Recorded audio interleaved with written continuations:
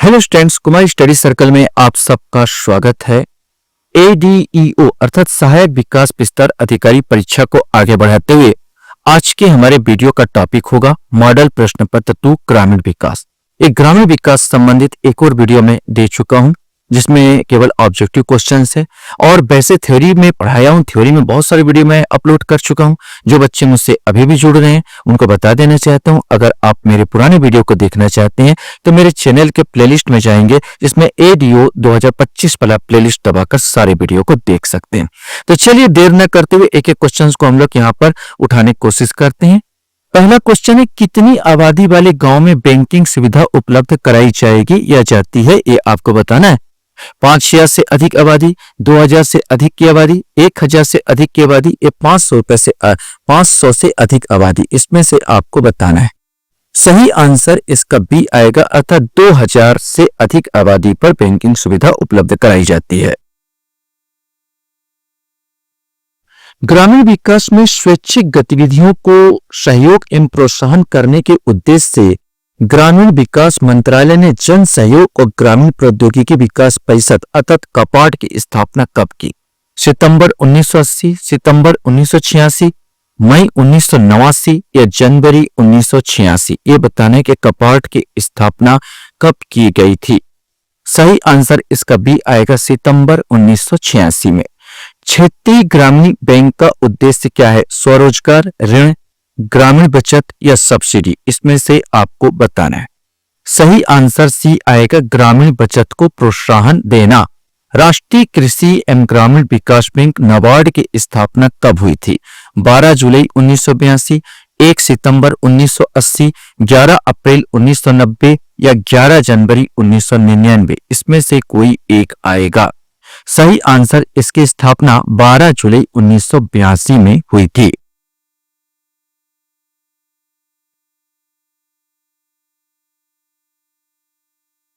पांचवा नंबर का क्वेश्चन है, राष्ट्रीय ग्रामीण आजीविका मिशन का मूलभूत विषय क्या है?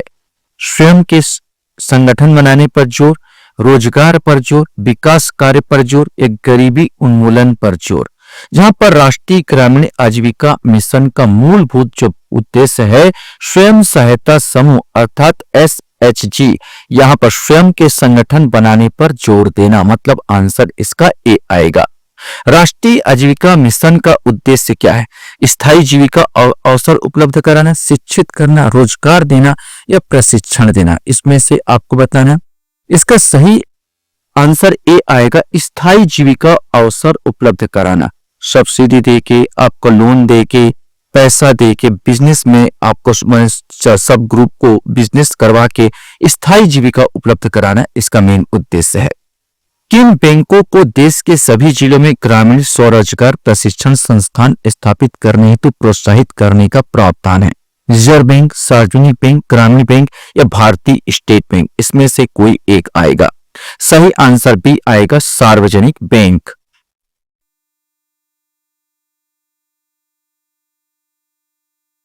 क्वेश्चंस आपके सामने है। स्वर्ण जयंती ग्राम स्वरोजगार GSSY कब से प्रारंभ हुई थी, ये आपको बताना है। 1 अप्रैल 1997, 1 अप्रैल 1998, 1 अप्रैल 1999 या 1 अप्रैल सन 2000? इसमें से आपको बताना है। सही आंसर इसका सी आएगा, 1 अप्रैल 1999 में स्वर्ण जयंती ग्राम स्वरोजगार योजना GSSY प्रारंभ हुआ था। सामाजिक अंकेक्षण हेतु समस्त अभिलेख कम से कम कितने दिवस पूर्व ग्राम पंचायत में उपलब्ध होने चाहिए ताकि उसे देखा व पढ़ा जा सके? 5 दिवस पूर्व, 10 दिवस पूर्व, 15 दिवस पूर्व या 20 दिवस पूर्व? सही आंसर सी आएगा, 15 दिवस पूर्व ये उपलब्ध होना चाहिए। 100% केंद्र द्वारा प्रायोजित प्रधानमंत्री ग्राम सड़क योजना कब से प्रारंभ हुई थी? 15 दिसंबर 2000, 15 सितंबर 2001, 20 दिसंबर 2000 या 25 दिसंबर 2000? इसमें से कोई एक आएगा। सही आंसर डी आएगा, 25 दिसंबर सन 2000 को। महात्मा गांधी राष्ट्रीय ग्रामीण रोजगार गारंटी योजना के अंतर्गत छत्तीसगढ़ राज्य में मजदूरी दर कितनी है? ₹243, ₹167, ₹300 या ₹197। अभी हाल ही में इसमें वृद्धि की गई है और इसको बढ़ाकर ₹243 कर दिया गया। माने यहाँ की मजदूरी दर जो है ₹243 है।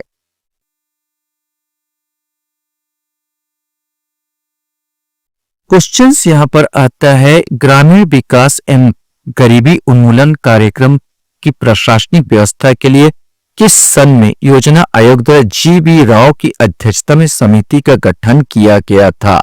सन 1975, 1977, 1980 या 1985? इसमें से कोई एक आएगा।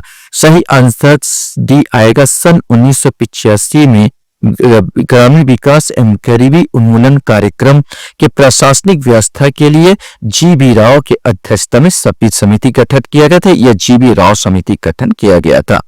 मुख्यमंत्री ग्राम सड़क योजना में प्रस्तावित सड़क का कार्य करने से पूर्व उसमें मिट्टी का कार्य किस योजना के अंतर्गत किया जाता है? पिछड़ा क्षेत्र अनुदान निधि योजना, राष्ट्रीय श्रम विकास योजना, महात्मा गांधी राष्ट्रीय ग्रामीण रोजगार गारंटी योजना, उपरोक्त में से कोई नहीं। इसमें से आपको बताना है। सही आंसर मनरेगा के तहत मिट्टी भरने की योजना प्रारंभ की जाती है। क्वेश्चंस है आपके सामने, आम आदमी बीमा योजना के अंतर्गत पात्र हितग्राही की आयु निम्न में से कितनी होनी चाहिए? यह आपको बताना है। यहाँ पर 18 से 21, 18 से 40, 18 से 59 या 18 से 65? इसमें से कोई एक आएगा। सही आंसर सी आएगा। उसकी आयु 18 से 59 वर्ष आयु के व्यक्ति का ही आम आदमी बीमा योजना के अंतर्गत हितग्राही आते हैं। महात्मा गांधी राष्ट्रीय रोजगार गारंटी योजना के तृतीय चरण के अंतर्गत छत्तीसगढ़ राज्य के समस्त जिले इस योजना में कब से सम्मिलित हुए? याद रखना, तृतीय चरण की पूछ रहा है, कब इसमें समस्त जिले कब इसमें शामिल कर लिए गए थे? 1 अप्रैल 2007, 1 अप्रैल 2008, 1 अप्रैल 2009 या 1 अप्रैल 2010? इसमें से कोई एक आएगा। सही आंसर 1 अप्रैल 2008 को समस्त छत्तीसगढ़ के समस्त जिलों को तृतीय योजना के अंतर्गत शामिल कर लिया गया था। NRLM योजना का शुभारंभ किसने किया? श्रीमती प्रतिभा पाटिल, मनमोहन सिंह, श्रीमती सोनिया गांधी, अटल बिहारी वाजपेयी? इसमें से आपको बताना है। सही आंसर सी आएगा। श्रीमती सोनिया गांधी कांग्रेस की उस समय अध्यक्ष थी और 2011 को यह योजना जो है शुभारंभ किया गया था। NRLM का शुभारंभ किया गया था। उस समय मनमोहन सिंह प्रधानमंत्री थे, लेकिन कांग्रेस के अध्यक्ष श्रीमती सोनिया गांधी थी। तो प्रधानमंत्री ने तो नहीं किया था क्योंकि राज्यसभा से थे और लोकसभा से संबंधित थी श्रीमती सोनिया गांधी और अध्यक्ष भी थी। तो ये श्रीमती सोनिया गांधी ने ही ये इसका उद्घाटन किया था।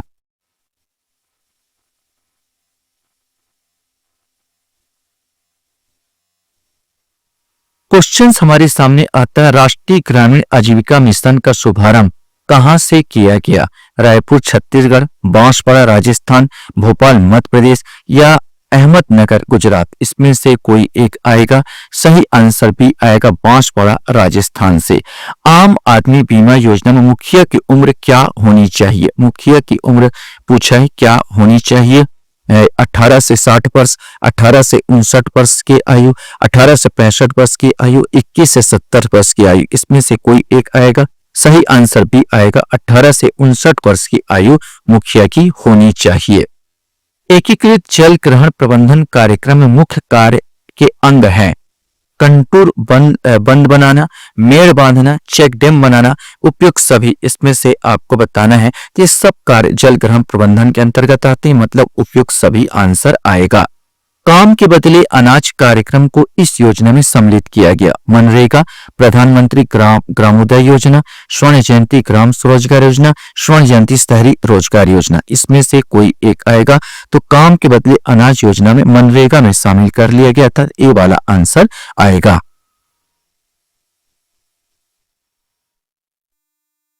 क्वेश्चन है, आम आदमी बीमा योजना का शुभारंभ कब हुआ? ये क्वेश्चन है, आम आदमी योजना का शुभारंभ कब हुआ?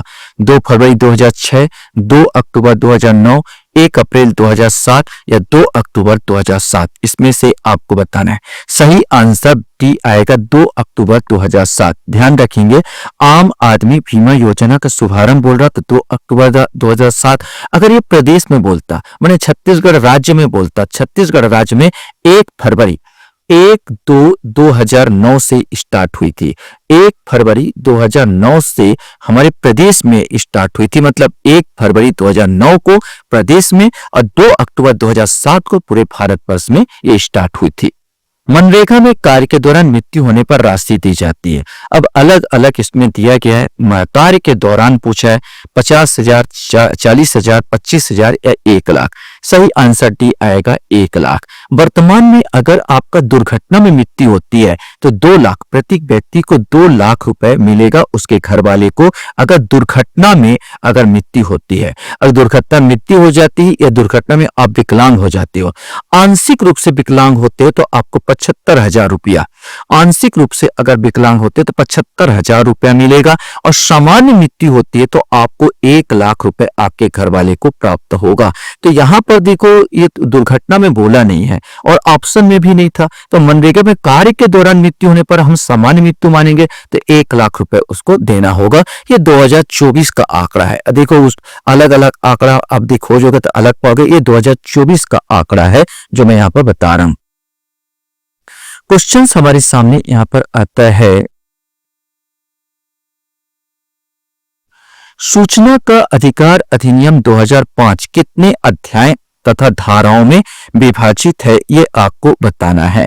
अध्याय 6 धारा 31, अध्याय 8 धारा 30, अध्याय 5 धारा 31 या अध्याय 7 धारा 35? इसमें से आपको बताना है। सही आंसर ए आएगा, अध्याय 6 और धारा 31 है। सूचना का अधिकार अधिनियम 2005 किस दिनांक से लागू हुआ? ये क्वेश्चन में पूछा गया, किस दिनांक से ये लागू हुआ? 10 मार्च 2005, 12 जुलाई 2005, 2 अक्टूबर 2005 या 12 अक्टूबर 2005? इसमें से आपको बताना है। सही आंसर डी आएगा, 12 अक्टूबर 2005। देखो, संसद में पारित जो हुआ था ये 12 मई को, संसद में पारित हुआ ये 12 मई सन 2005 में ये पारित हुआ था। ये अगर पूछा जाए पारित कब हुआ था, राष्ट्रपति की जो मंजूरी इसको मिली थी 15 जून को, 15 जून को ये राष्ट्रपति की मंजूरी मिली, 2005 में ही ये बात किया गया। और अगर पूछेगा लागू कब हुआ तो 12 अक्टूबर 2005 को ये लागू हुआ था। क्वेश्चंस हमारे सामने यहां पर है, यदि सूचना किसी व्यक्ति के जीवन या स्वतंत्रता के संबंध में हो तो वह सूचना का आवेदन प्राप्त होने की कितनी अवधि के भीतर सूचना प्रदान करना होगा? ये आपको बताना है। 6 घंटे, 12 घंटे, 48 घंटे या 72 घंटे? इसमें से आपको बताना है। सही आंसर, लाइफ एंड डेथ का सवाल हो तो 48 घंटे के अंतर्गत आपको सूचना प्रदान करना होगा। आरटीआई अधिनियम की धारा 20 में प्रदत्त दंड है, ये आपको बताना है। क्या दंड दिया गया 20 में? आपको धारा 20 में 250 रुपए प्रतिदिन जब तक मांगी गई सूचना न दी जाती हो, अधिकतम 25,000 रुपए। ए और बी जो भी कम हो, यहाँ पर उपयुक्त में से कोई नहीं। सही आंसर सी आएगा। आप अगर किसी अधिकारी से कुछ सूचना मांगते हैं और वो सूचना देने नहीं देता है तो उस अधिकारी पर यह लगेगा 250 रुपए प्रतिदिन जब तक मांगे की सूचना नहीं दी जाती, और अधिकतम 25,000 जो भी कम हो उसमें से आपको देना पड़ेगा। जल ग्रहण क्षेत्र होता है हाइड्रोलॉजिक इकाई, जियोलॉजिकल इकाई, जियो हाइड्रोलॉजिकल इकाई या इनमें से कोई नहीं? इसमें से आपको बताना है। सही आंसर सी आएगा, जियो हाइड्रोलॉजिकल इकाई होता है। नेक्स्ट क्वेश्चन से, महात्मा गांधी राष्ट्रीय रोजगार गारंटी योजना 2 फरवरी 2006 से संपूर्ण देश में लागू हुई। बताइए, इस योजना के प्रथम चरण में छत्तीसगढ़ राज्य में कितने जिले सम्मिलित थे? प्रथम चरण की बात करा 10 जिले, 11 जिले, 15 जिले या 16 जिले? इसमें से कोई एक आएगा। सही आंसर भी, सबसे पहले 11 जिलों को शामिल किया गया था। स्वर्ण जयंती ग्राम स्वरोजगार योजना की नीति में केंद्र व राज्य सरकार की हिस्सेदारी खालिस्तान अनुपात में होगी। 85:15, 75:25, 90:10 या 80:10? इसमें से आपको बताना है। सही आंसर 75:25। अच्छा, 75% अगर केंद्र देगी तो 25% राज्य देगी। एकीकृत जल ग्रहण प्रबंधन कार्यक्रम के अंतर्गत सामान्य क्षेत्रों में प्रति हेक्टेयर वित्तीय सहायता राशि है। सामान्य क्षेत्र पूछा गया, 6,000, 9,000, 12,000 या 15,000, इसमें से आपको बताना है। सही आंसर सी आएगा 12,000 रुपए प्रति हेक्टेयर। अगर अनुसूचित क्षेत्र हो तो 15,000 होगा। आशा करता हूं ये वीडियो आपको अच्छा लगा होगा। आप लोग मेरे वीडियो को वॉच करते हो इसलिए धन्यवाद। Thank you very much.